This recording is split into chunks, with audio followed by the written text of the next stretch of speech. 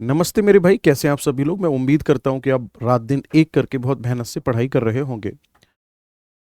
दोस्तों, आज के सेशन में आप लोगों का मोस्ट वेलकम है और आज हम 10 पॉइंट्स जो हैं वन लाइनर उनको हम कंप्लीट करने वाले हैं। और मुझे लगता है कि आप लोगों को थोड़ा सा और ज़्यादा सीरियस होने की ज़रूरत है, क्योंकि मैं संडे को भी ब्रेक नहीं कर रहा हूँ, है ना। अब ये हमारी सीरीज जो है वो हफ्ते के सातों दिन चलेगी, मतलब एक भी गैप नहीं मिलेगा। तो जब भी आपको टाइम मिले पॉइंट्स को चेक करते चलो। और अभी ज्योग्राफी के लगभग हम 10-15 सेशन और निकालेंगे। उसके बाद में फिर एनवायरनमेंट, बायोलॉजी और फिर बाकी के सब्जेक्ट के धीरे धीरे करके मेन मेन जो पॉइंट होते हैं वो सारे मैं आप लोगों को कंप्लीट करा दूंगा। एडिशनल मैंने ये और सोचा है कि जो एसएससी सीजीएल 2025 में क्वेश्चंस आए हुए हैं उनको भी हम लोग as a one liner concept के साथ पूरा पूरा मैं आप लोगों को करा दूं। लगभग मेरे पास पीडीएफ आई हुई है। तकरीबन 150-160 के आसपास क्वेश्चंस होंगे। तो वो जो प्रीवियस ईयर क्वेश्चन है उनको सारे वन लाइनर में कन्वर्ट कर दूंगा, क्योंकि जब मैं इनको बना रहा होता हूँ तो मेरे माइंड में भी आता है कि कौन से पॉइंट रखे जाएं। तो मुझे लगा क्यों ना एडिक्विटी पैटर्न बेस्ड वाले हैं उनको कवर कर लेते हैं। उससे एक और फायदा होगा, क्योंकि स्टैंडर्ड लेवल के क्वेश्चन है तो उसमें मान के चलो यूपीएसआई वाले हैं, है ना, रेलवे वाले हैं, वो सारे के सारे ही उसके अंदर कवर हो जाएंगे।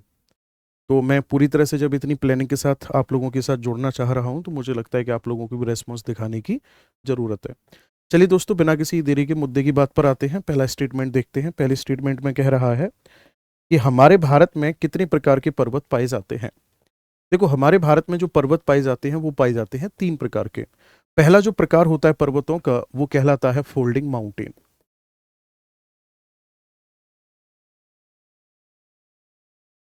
ये पहला टाइप है। इसे कहा जाता है मोड़दार पर्वत।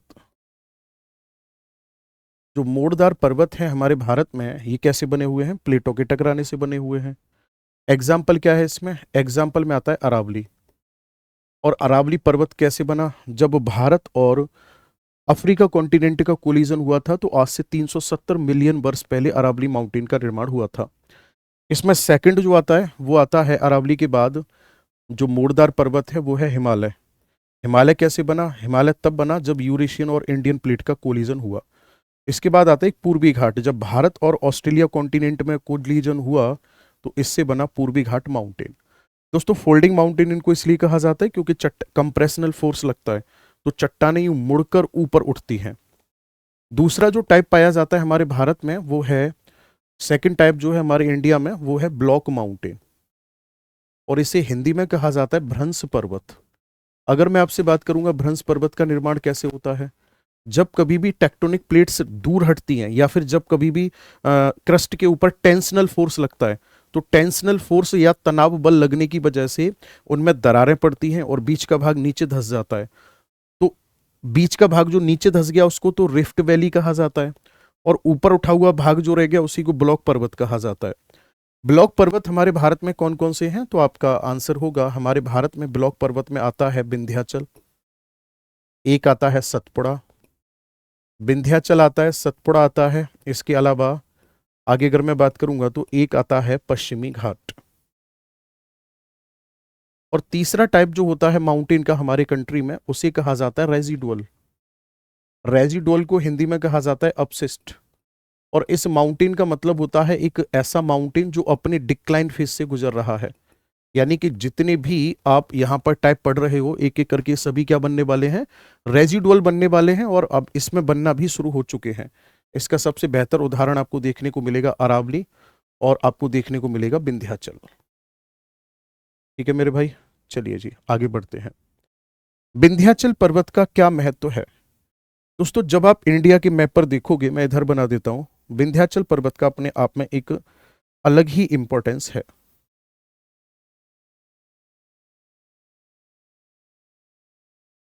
सबसे पहली बात, विंध्याचल पर्वत जो है एक भ्रंश पर्वत है, और ये हमारे बिल्कुल सेंट्रल इंडिया में लोकेटेड है, एकदम मध्य भारत में स्थित है।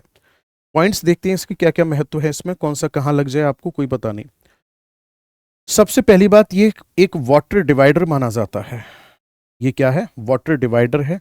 इसका मतलब है ये अपने आप में एक जल विभाजक है। और जल विभाजक होने का मतलब क्या हो गया? इसका मतलब ये हो गया कि नदियों को अलग करता है। सर, इसके नॉर्थ में जो रिवर फ्लो करती है वो गंगा है, साउथ में जो रिवर फ्लो करती है उस रिवर का नाम है नर्मदा।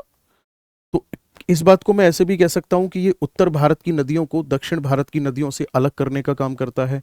पहला इंपॉर्टेंस तो ये हो गया इसका। दूसरा अगर मैं बात करूंगा तो इससे कुछ सीजनल रिवर निकलती हैं, उनके नाम हिंदी में लिख देता हूं मैं, चंबल, बेतवा, ठीक है ना, चंबल, बेतवा, केन, माही, ठीक है ना, चंबल, बेतवा, केन, माही, इन नदियों की अगर हम बात करेंगे तो इसी विंध्याचल पर्वत से निकलती हैं। विंध्याचल पर्वत यहां पर रिजर्व देखने को मिलते हैं माइका के, क्वार्ट्ज के, ठीक है, माइका है, क्वार्ट्ज है। नेक्स्ट अगर मैं बात करूंगा तो यहां पर मार्बल के रिजर्व देखने को मिलते हैं, यहां पर लाइमस्टोन देखने को मिलता है, ठीक है, इन सब चीजों के यहां पर रिजर्व देखने को मिलते हैं विंध्याचल पर्वत के आसपास। दोस्तों कैमूर की पहाड़ियां जो हैं, जो हमारे उत्तर प्रदेश और बिहार वाले क्षेत्र में स्थित हैं, इनको कैमूर की पहाड़ियां कहा जाता है। और कैमूर की पहाड़ियां यूपी के सोनभद्र जिले में पड़ती हैं। इसी सोनभद्र जिले के पास में ही जब दो नदियों का संगम होता है, सोन नदी और रिहंद नदी का, तो उसी के संगम पर रिहंद डैम बनाया गया है, जो कि हमारे उत्तर प्रदेश का सबसे बड़ा डैम है। अगर आपसे पूछा जाता है कि विंध्याचल पर्वत कहाँ कहाँ फैला हुआ है, तो ये फैला हुआ है गुजरात में है, एमपी में है, यूपी में है, छत्तीसगढ़ बॉर्डर पे है, बिहार में है, इन जगहों पर फैला हुआ है। और सबसे ऊंची चोटी अगर पूछी जाती है तो सबसे ऊंची चोटी जो है उसका नाम है सद्भावना, और इसी को कहा जाता है इंग्लिश में गुडविल। और इसकी जो हाइट है वो है 752 मीटर। और ये कहां पर स्थित है, तो तब आपका आंसर होगा ये मध्य प्रदेश में स्थित है। गंगा नदी बेसिन कहाँ है और इसका क्या महत्व है? दोस्तों गंगा नदी बेसिन की अगर मैं बात करूंगा तो ये कहां पर है, तो ये गंगा नदी का बेसिन पड़ता है घग्गर नदी से लेकर के तीस्ता नदी के बीच तक पड़ता है। गंगा नदी का जो बेसिन है या गंगा नदी का मैदानी भाग है। दूसरी बात, ये हमारे भारत के लगभग 26% क्षेत्र पर फैला हुआ है। हमारे भारत के 26% क्षेत्र पर फैला हुआ है। और गंगा नदी का मैदान जो है, इसमें जलोढ़ मिट्टी देखने को मिलती है। और ये जलोढ़ मिट्टी भारत में सबसे ज्यादा पाई जाने के साथ साथ हमारे देश की सबसे ज्यादा उपजाऊ मिट्टी भी है। तो ऐसा माना जाता है कि पूरे के पूरे भारत, उत्तर भारत का जो मैदानी क्षेत्र है वो लगभग 7.8 लाख किलोमीटर स्क्वायर है। उसमें से 4.5 लाख जो कंट्रीब्यूशन है ना, वो गंगा नदी का बेसिन ही है। आगे बात समझ में? 4.5 लाख जो है वो गंगा नदी का ही बेसिन है। और ये कितने डिग्री से कितने डिग्री के बीच पाया जाता है, तो ये पाया जाता है 10 डिग्री नॉर्थ से लेकर के 30 डिग्री नॉर्थ के बीच में पाया जाता है। ये लास्ट अगर हम देखेंगे तो प्रीवियस ईयर क्वेश्चंस में आ चुका है एसएससी में। What is the sir creek dispute? Sir creek विवाद है क्या? दरअसल में क्रीक जो होता है ये एक नैरो वाटर बॉडी होती है। और क्रीक में हमेशा कैसा पानी होता है? क्रीक के अंदर जो पानी होता है ये होता है सलाइन वाटर। इसके अंदर सलाइन वाटर पाया जाता है। तो क्रीक की अगर मैं बात करूंगा तो क्रीक जो है सलाइन वाटर बॉडी हो गई। क्रीक का इंपॉर्टेंस ये है कि इसमें पाया जाता है पेट्रोलियम, और पेट्रोलियम के साथ साथ इसमें पाई जाती हैं सर मछलियां। तो ये इसकी इंपॉर्टेंस हो गई। अब सर क्रीक की अगर मैं आपसे बात करूंगा ना, तो सर क्रीक इंडिया और पाकिस्तान के बीच में डिस्प्यूटेड है। और इसके पीछे कारण है क्योंकि दोनों ही देश इस पर अपना अपना होने का दावा करते हैं। इसके अलावा अगर पूछा जाता है कि सर क्रीक जो है इसकी लंबाई कितनी है, 96 किलोमीटर सर क्रीक की लंबाई है। और दूसरा नाम क्या है इसको? दूसरा नाम है बाण गंगा। जो सर क्रीक है इसको क्या कहा जाता है? सर क्रीक को कहा जाता है दोस्तों बाण गंगा के नाम से इसको जाना जाता है। What is operation blue mountain? What is operation blue mountain related to? Operation blue mountain का संबंध किससे है?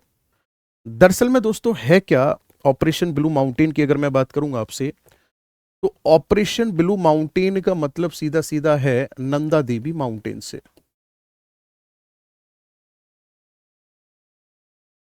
नंदा देवी पर्वत से, ठीक है। इसका संबंध किससे है? नंदा देवी पर्वत से है। अगर मैं आपसे बात करूंगा नंदा देवी पर्वत की, तो आपको याद आ रहा होगा नंदा देवी पर्वत कहां पर स्थित है। नंदा देवी पर्वत जो है ये है उत्तराखंड में। और उत्तराखंड में नंदा देवी पर्वत जो है, इस पर 1965 की बात है, जब 1965 में CIA यानी अमेरिका की खुफिया एजेंसी, और ऐसा माना जाता है कि हमारी इंडियन गवर्नमेंट भी थी, इन दोनों ने मिलकर के चाइना पर नजर रखने के लिए एक मिशन बनाया कि चाइना अपने यहां पर अगर एटॉमिक एक्सपेरिमेंट करेगा तो उसको कैसे रोका जाए? बोले काम करते हैं, नंदा देवी पर प्लूटोनियम से भरे हुए सिलेंडर लगा देते हैं, उससे मॉनिटर सिस्टम एक ऐसा डेवलप करेंगे जिससे कि हम उस पर नजर रख पाए। लेकिन 1965 में जब इस मिशन को अंजाम दिया जा रहा था तो सबसे बड़ी बात यह हुई कि जैसे ही नंदा देवी पर पहुंचने वाले थे, एक बर्फीला तूफान आया, और बर्फीला तूफान आने की वजह से जो सिलेंडर थे, वो सिलेंडर उसी बर्फीले तूफान में वहीं दब गए, और वे सिलेंडर आज तक नहीं मिले हैं। टेंशन की बात यह है कि कहीं वो लीक ना कर जाए, क्योंकि उसी नंदा देवी के पास से एक नदी निकलती है जिसका नाम है ऋषि गंगा। तो कहीं ऐसा ना हो कि वो ऋषि गंगा में जाकर के लीक कर जाएं, और अगर ऐसा होता है तो कंडीशन ये हो जाएगी कि हमारे देश में कैंसर के पेशेंट बहुत ज्यादा बढ़ जाएंगे। तो ऑपरेशन ब्लू माउंटेन का रिलेशन नंदा देवी माउंटेन से है, जो कि एक, हम यूं कह सकते हैं, जो कि एक मिशन था नंदा देवी पर प्लूटोनियम के सिलेंडर लगाने का। रिसेंट जो अभी 2025 का एसएससी सीजीएल का एग्जाम हुआ है, उसमें एक क्वेश्चन पूछा जा चुका है, भारत में लौह अयस्क का भंडार कहां पर स्थित है? देखो, लौह अयस्क की अगर मैं आपसे बात करूंगा तो जो लौह अयस्क होता है ना, इसके उत्पादन में फोर्थ रैंक है इंडिया की। और अगर आप पूछते हो सर फर्स्ट रैंक किसकी है, तो फर्स्ट रैंक जो है ये है सर अभी प्रेजेंट टाइम में ऑस्ट्रेलिया की। ठीक है जी, चलिए। और फोर्थ रैंक के साथ इंडिया क्या करता है? इंडिया लोहा बेचता है, किसको बेचता है? जापान को। ठीक है ना, भारत किसको बेचता है लोहे को? जापान को बेचता है। आगे अगर मैं बात करूंगा आपसे, इंडिया में क्या कंडीशन है प्रोडक्शन की? सर इंडिया में प्रोडक्शन में टॉप लेवल पर कौन सा आता है? टॉप लेवल पर आता है उड़ीसा। और उड़ीसा की अगर मैं आपसे बात करूंगा तो उड़ीसा में कौन कौन सा क्षेत्र ऐसा है जो कि माइनिंग के लिए जाना जाता है? कोरापुट है, क्यूंझर है, सुंदरगढ़ है, ये क्षेत्र है। अगर मैं बात करूंगा उड़ीसा के बाद छत्तीसगढ़ की, तो छत्तीसगढ़ में एक माइन पड़ती है जिसका नाम है बेलाडिला। बेलाडिला एक पड़ती है यहीं पर डाली राजहरा, कर्नाटका। कर्नाटका में गुरु माइन जो पड़ती है वो है बेल्लारी, कुद्रेमुख। तो ये नाम आपको जरूर अच्छे से ध्यान में रखने। बाकी बस्तर, दुर्ग, चंद्रपुर बेल्ट भी है, ठीक है ना, जो छत्तीसगढ़ और महाराष्ट्र के बॉर्डर पर पड़ती है, बस्तर, दुर्ग और चंद्रपुर। दूसरी बात, अगर आपसे पूछा जाता है, ये हेमेटाइट का लिखा हुआ है मैंने, मैग्नेटाइट जो आयरन ओर होता है, इस मैग्नेटाइट का लगभग 70% के आसपास जो रिजर्व है वो कहां देखने को मिलता है? तो तब आपका आंसर होगा कर्नाटक में देखने को मिलता है। ओके। और किस प्रकार की चट्टानों में पाया जाता है ये पाया जाता है सर किस प्रकार की चट्टानों में? तो तब आपका आंसर होगा, ये देखने को मिलेगा आपको उसमें इग्नियस रॉक में।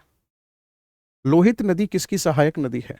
देखो, ये जो नदी आ रही है, इस नदी का नाम है ब्रह्मपुत्र।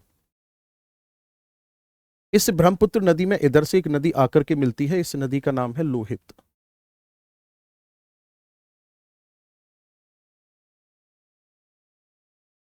ये नदी कहां कहां बहती है? तो आपका आंसर होगा सर, ये नदी बहती है अरुणाचल और असम में बहती है ये नदी। बहुत अच्छी बात है। इस नदी में और क्या खास बात है? इस नदी में पाई जाती है लाल बालू, लाल कलर की सैंड पाई जाती है इसमें, लाल बालू पाई जाती है, इसीलिए इसे कहा जाता है ब्लड रिवर। क्या कहा जाता है इसको? ब्लड रिवर कहा जाता है। ठीक है ना। नेक्स्ट अगर मैं बात करूंगा तो इस पर एक ब्रिज बनाया गया है, इस ब्रिज का नाम है भूपेन हजारिका। इसका नाम है भूपेन हजारिका ब्रिज।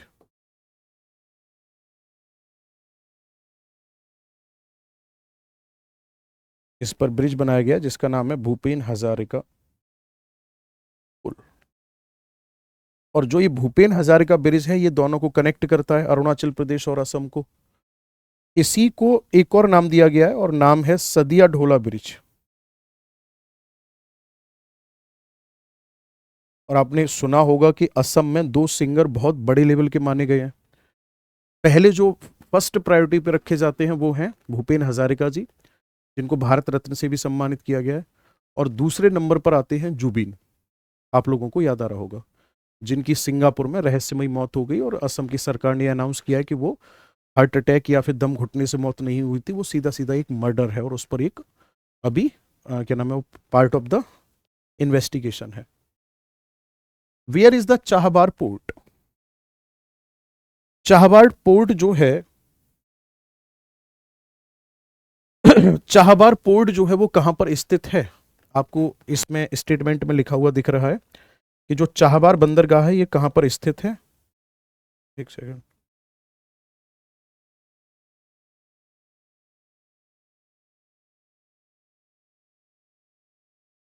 चाहबार बंदरगाह जो है इसका क्या महत्व है और कहां स्थित है? दोस्तों आप लोगों ने एक कंट्री का नाम सुना होगा, ईरान। ईरान कंट्री का पार्ट है gulf of Oman.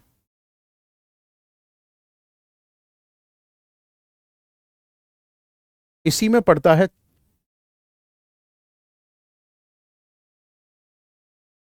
Chabahar port.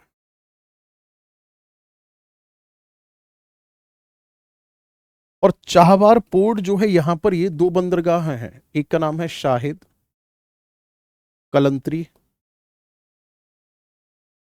और एक का नाम है शाहिद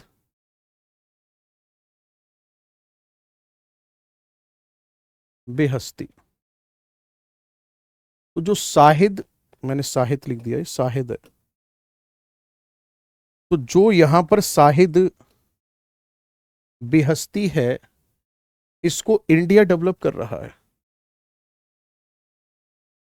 इसका फायदा क्या होगा?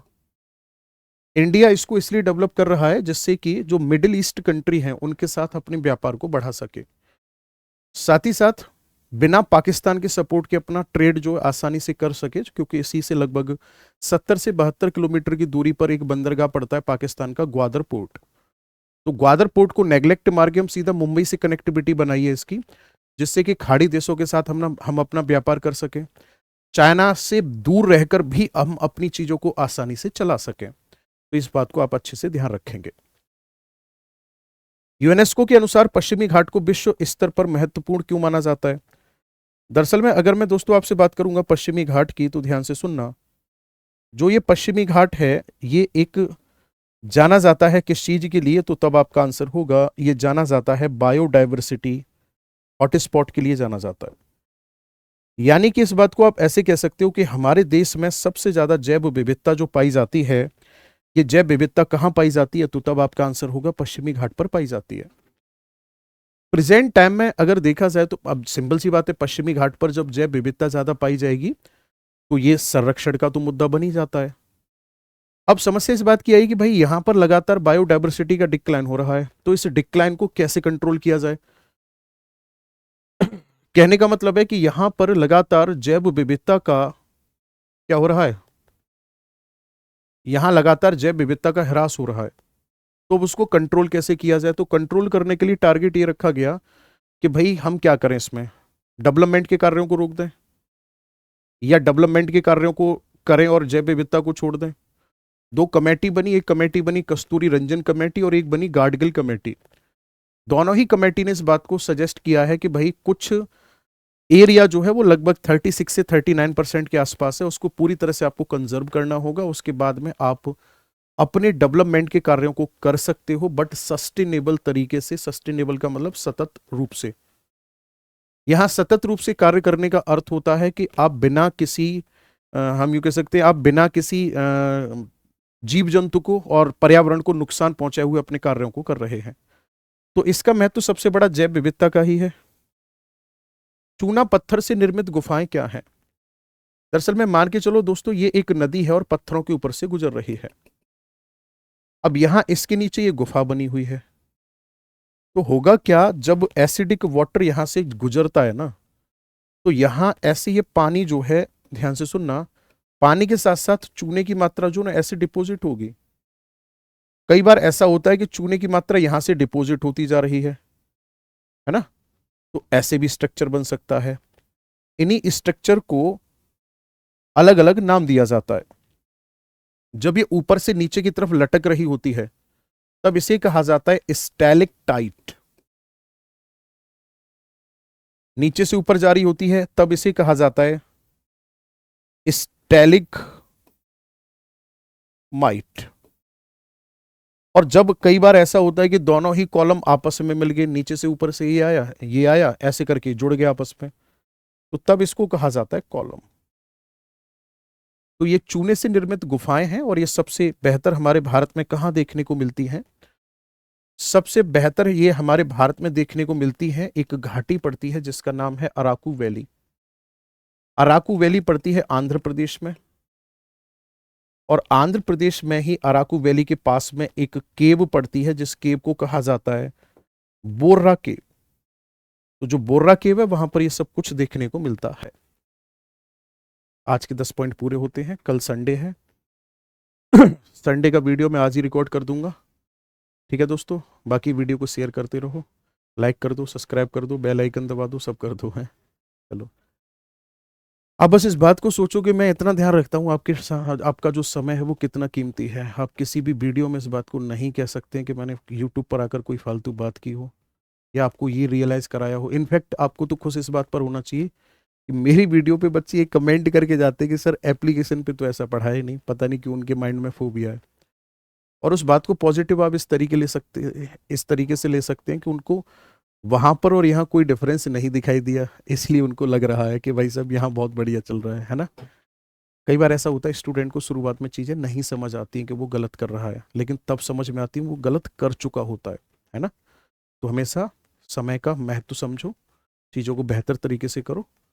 और मैं न तो आज तक मैंने टाइम खराब किया है यूट्यूब पर आकर के कुछ भी, ना आगे करेंगे। टू द पॉइंट बात है, और हो सकता है शायद इसीलिए हम पीछे हैं, क्योंकि हमें वो नहीं आता कि ये अनाउंसमेंट वो अनाउंसमेंट कि भाई ये आ गया वो हो गया, मेरिट कितनी जा रही है, वो हो रहा है ये हो रहा है। टू द पॉइंट बात है भाई, हमारा काम सिलेबस पूरा कराने का करा रहे हैं, है ना। कोई बात नहीं है, जितने हैं अपने पास उतने से खुश हैं। चलो, ऑल द बेस्ट, मेरी तरफ से बहुत सारा प्यार, भगवान आप सबको खुश रखे। Thank you so much, have a nice day.